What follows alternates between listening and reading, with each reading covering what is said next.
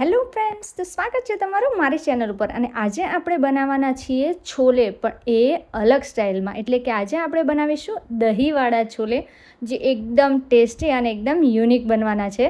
તો ચાલો recipe start કરી લઈએ. તો અહીંયા મેં જે છોલેના ચણા આવે છે, વ્હાઈટ ચણા, એને મેં આખી રાત માટે પલાળી દીધા હતા. તો એ સરસ રીતે સોક થઈ ગયા છે. તો હવે એને એક કુકરની અંદર આપણે પાણી કાઢી અને પછી એને આપણે ટ્રાન્સફર કરી લેવાના છે. જે પલાળવા માટે પાણી એડ કર્યું હતું એ આપણે કાઢી લઈશું અને પછી ચણાને કુકરમાં એડ કરી એમાં જરૂરિયાત પૂરતું પાણી અને મીઠું અને અહીંયા મેં ચપટી હળદર એડ કરી દીધી છે, જેથી જ્યારે ચણા આપણા બફાઈ જાય ને ત્યારે એનો એકદમ કલર સરસ આવે.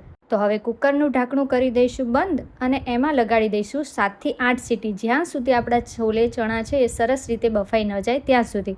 હવે ચણા બફાય છે ત્યાં સુધી અહીંયા મેં એક મોટી સાઇઝની ડુંગળી લઈ લીધી છે, એને એકદમ ઝીણી ઝીણી સમારી લીધી છે. હા, તમે એને ચોપરની અંદર ચોપ પણ કરી શકો છો, પરંતુ મેં અહીંયા ડુંગળી છે અને એકદમ ઝીણી ઝીણી સાઇઝમાં સમારી લીધી છે. તો ડુંગળી આપણી સમારાઈ અને રેડી થઈ ગઈ છે. તો જોઈ શકો છો કેટલી ઝીણી ઝીણી ડુંગળી સમારાઈ છે. બસ, તો પહેલાં આપણે વઘાર કરી લઈએ. તો એક પેનની અંદર મેં અહીંયા થોડું તેલ લઈ લીધું છે, લગભગ 3 થી 4 ચમચા જેટલું તેલ છે.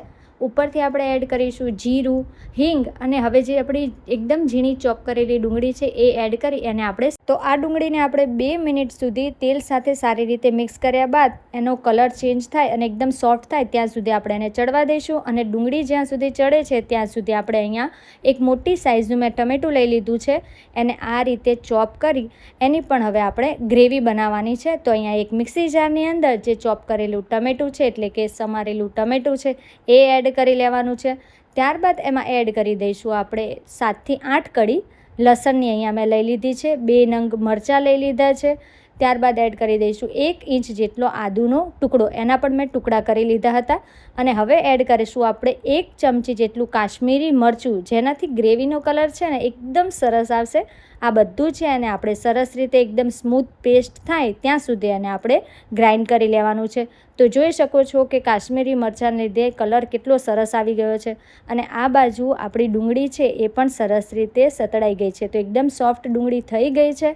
તો એને મિક્સ કરી લઈશું અને હવે આપણે એમાં એડ કરી દઈશું જે આપણે ટમેટાની ગ્રેવી બનાવી હતી. હવે આ ટમેટાની ગ્રેવી છે એને પણ આપણે સારી રીતે ડુંગળી અને તેલ સાથે મિક્સ કરી દેવાની છે. અને એને આપણે સતત નથી ચલાવતા રહેવાનું, બસ આ રીતે મિક્સ કરી એને આપણે થવા દેવાનું છે. જ્યાં સુધી એનું તેલ છૂટું ન પડી જાય ત્યાં સુધી આપણે એને થવા દઈશું. અને આ બાજુ આપણે એક દહીંની પેસ્ટ રેડી કરી લઈએ, જેના માટે મેં એક બાઉલની અંદર 1 કપ જેટલું દહીં અને દહીંની અંદર જ આપણે બધા મસાલા એડ કરવાના છે, જેમાં હળદર, મરચું પાવડર, ધાણા જીરું, અહીંયા મેં ગરમ મસાલો લીધો છે અને સ્વાદ પ્રમાણે મીઠું એડ કર્યું છે. તમે અહીંયા ગરમ મસાલાની જગ્યાએ તમે છોલેનો પણ મસાલો એડ કરી શકો છો. તો બસ આ રીતે વિસ્કરની મદદથી આપણે દહીં અને મસાલાને સારી રીતે પીટી લેવાનું છે. અને આ બાજુ તમે જોઈ શકો છો કે ગ્રેવીમાંથી તેલ પણ સરસ રીતે છૂટું પડી ગયું છે. હવે જે મસાલાવાળું દહીં હતું ને એ આમાં એડ કરી દેવાનું છે ગ્રેવીમાં. તો એકદમ સરસ એવો ટેસ્ટ પણ આવશે અને કલર પણ એકદમ સરસ આવશે. પરંતુ હા, જ્યારે તમે દહીં એડ કરો ને ત્યારે એને સતત ચલાવતા રહેવાનું છે, જ્યાં સુધી એમાંથી બબલ ન આવે, એક ઉભરો ન આવી જાય ત્યાં સુધી. એટલે કે દહીં છે આપણું ઉકળવા ન લાગે ત્યાં સુધી સતત ચલાવતા રહેવાનો મતલબ એ છે કે આપણું દહીં છે એ ફાટી ન જાય. સતત તમે ચલાવતા રહેશો ને તો દહીં ફાટશે નહીં. અને ગેસની ફ્લેમ ધીમી જ રાખવાની છે. તો જો આ રીતે બબલ આવી ગયા તો આપણે ઢાંકણ ઢાંકી અને 2 થી 3 મિનિટ માટે થવા દઈશું. તો 2 થી 3 મિનિટ બાદ આપણું દહીં અને મસાલા છે એ સરસ રીતે મિક્સ થઈ ગયા છે.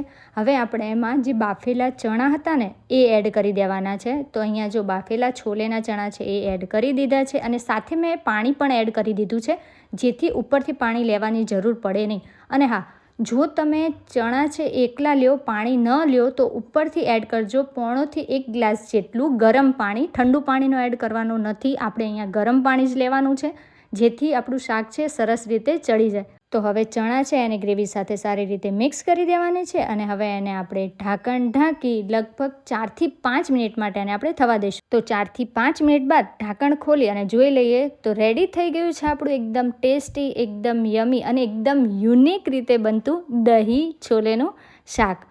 તો હવે આપણે આને સારી રીતે પહેલાં તો મિક્સ કરી લેવાનું છે અને હવે ઉપરથી એડ કરી દઈશું ઝીણી સમારેલી ધાણાભાજી, એટલે કે કોથમીર. અને એને પણ આપણે સારી રીતે સબ્જી સાથે મિક્સ કરી દઈશું. ગેસની ફ્લેમ બંધ કરી એને આપણે સર્વ કરી લઈશું. તો એકવાર જરૂરથી બનાવજો. અને હા, રેસીપી તમને કેવી લાગી, વિડીયો ગમ્યો હોય તો લાઈક તો કરજો, પણ હા કમેન્ટ કરજો. અને તમે પણ એકવાર જરૂરથી ટ્રાય કરો આ યુનિક દહીંવાળા. અને હા, ચેનલને સબસ્ક્રાઈબ કરવાનું ભૂલતા નહીં.